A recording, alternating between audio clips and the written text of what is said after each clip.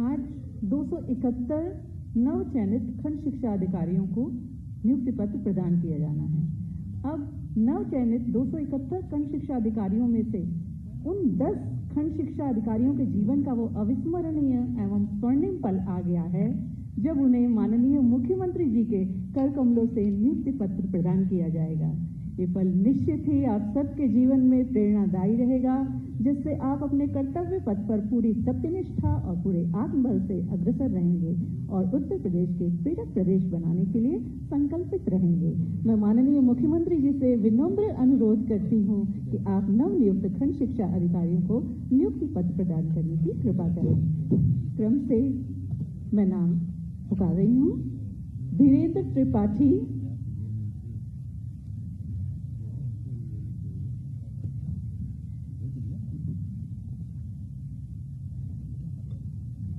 राजकिशोर सिंह,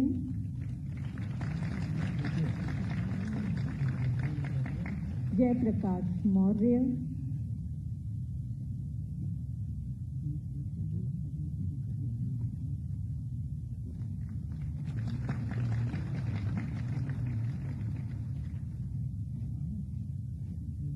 पूनम मधुकर,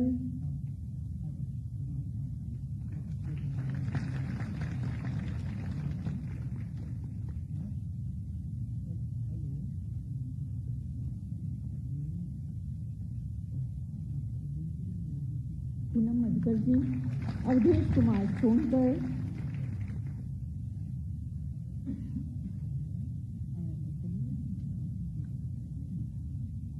आनंद द्विवेदी,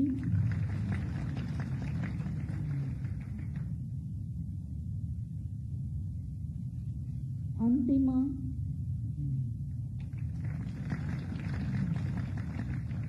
शशांक सिंह,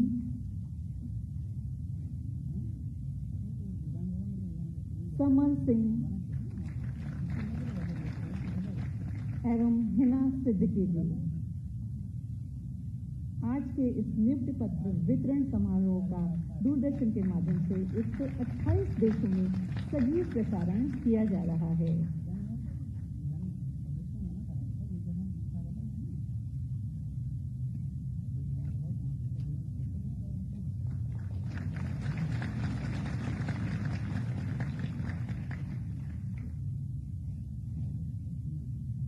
निश्चित ही आप सबके जीवन का आज बहुत ही शुभ दिन है, जो हमारे माननीय मुख्यमंत्री जी के आशीर्वाद आपको प्राप्त हो रहा है।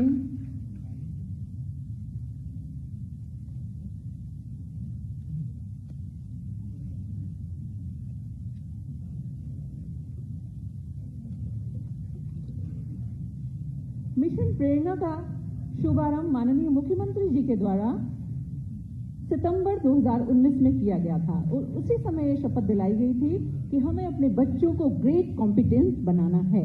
और वास्तव में निरंतर शिक्षा से जुड़े रहे बच्चे हमारे लॉकडाउन में भी और प्रेरक बालक और बालिका आज हमारे बीच में हैं और उनको आज ये सौभाग्य प्राप्त हो रहा है कि वो माननीय मुख्यमंत्री जी के हाथों से प्रमाण पत्र प्राप्त कर रहे हैं। रौनक प्राथमिक विद्यालय दसौली, ओम गुप्ता प्राथमिक विद्यालय बेहटा लखनऊ, ईशा बेसिक विद्यालय पैकरामऊ लखनऊ, सिमरन प्राथमिक विद्यालय सोनवा 2, मयंक वर्मा प्राथमिक विद्यालय देवरी रुखारा 2। ये सभी बच्चे बालक और बालिकाएं प्रेरक बालक और प्रेरक बालक के रूप में जाने जा रहे हैं, क्योंकि इन लोगों ने अपनी निर्धारित दक्षताओं का हासिल कर लिया है। उनके अभिभावक जो बधाई के पात्र हैं, इन्होंने पूरा सहयोग किया है लॉकडाउन के पीरियड में भी और आज भी अपने बच्चों की पढ़ाई में इनका पूरा सहयोग रहा है। और इन सब बच्चों के लिए भी परम सौभाग्य की बात है कि आज माननीय मुख्यमंत्री जी का आशीर्वाद इन बच्चों को प्राप्त हो रहा है।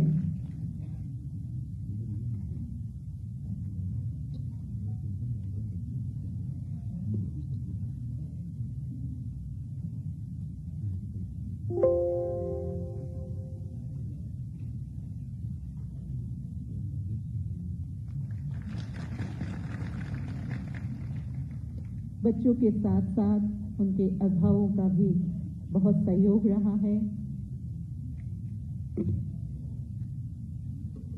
इस लॉकडाउन के पीरियड में अभिभावकों के सहयोग के बिना यह कार्य संभव नहीं था।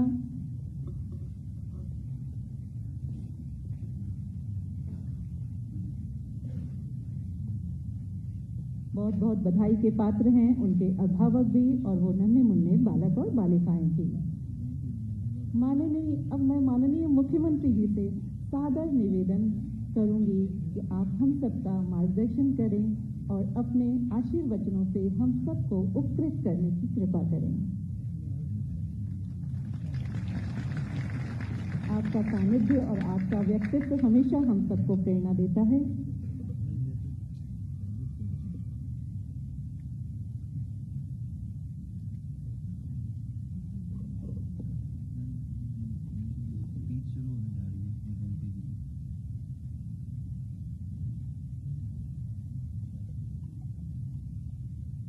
बेसिक शिक्षा परिषद के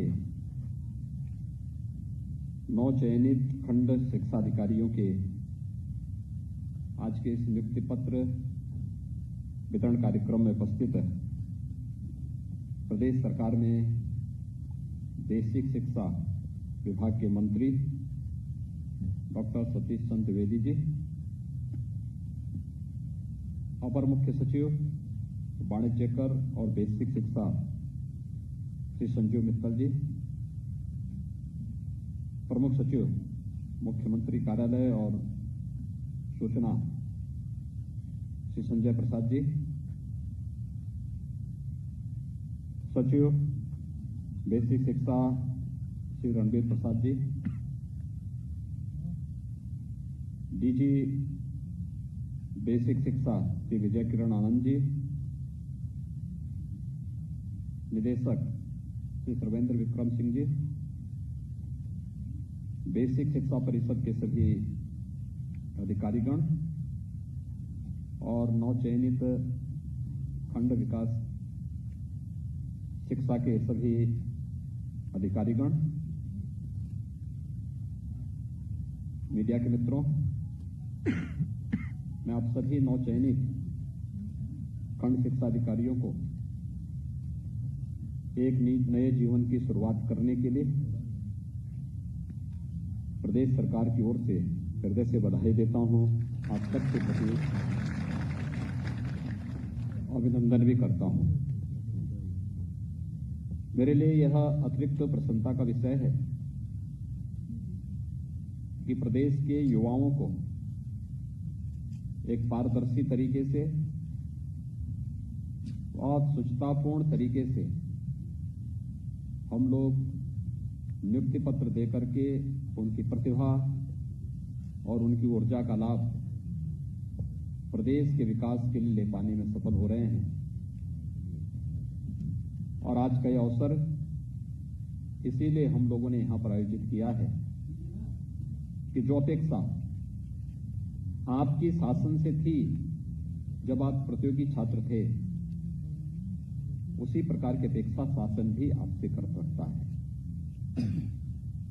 आप इतनी बड़ी संख्या में यहां पे 271 खंड शिक्षा अधिकारी के रूप में चयनित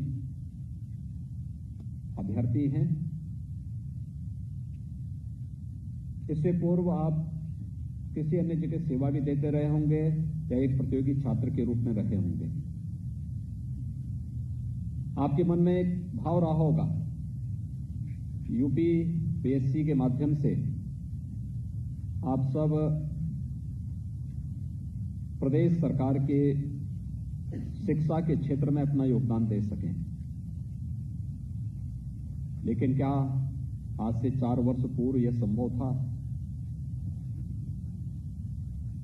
जब आयोग की गरिमा स्वयं ही धूल धूसरित थी और गरिमा स्वयं दांव पे लगी हुई थी। जाति, क्षेत्र, मत और मजहब देख करके नियुक्तियां प्राप्त होती थी।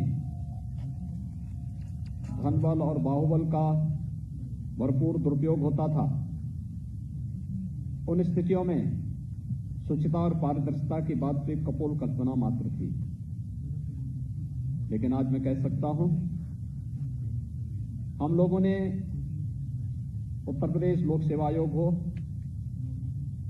अधीनस्थ सेवा चयन आयोग हो,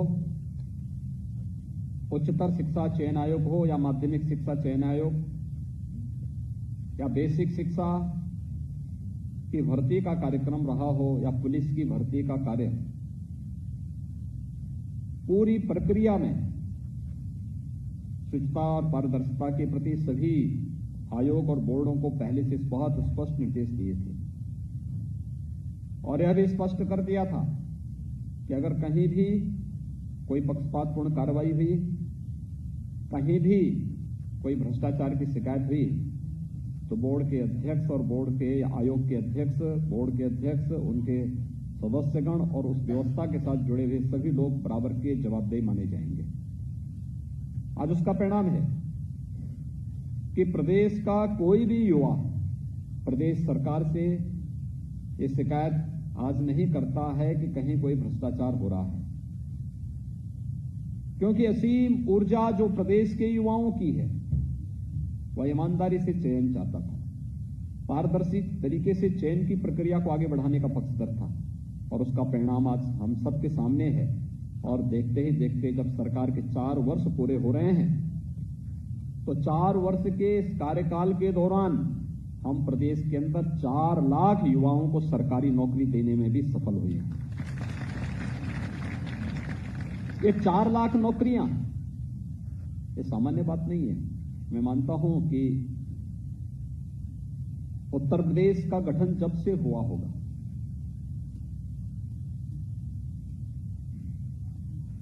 जनवरी 1950 को इसका नोटिफिकेशन हुआ था।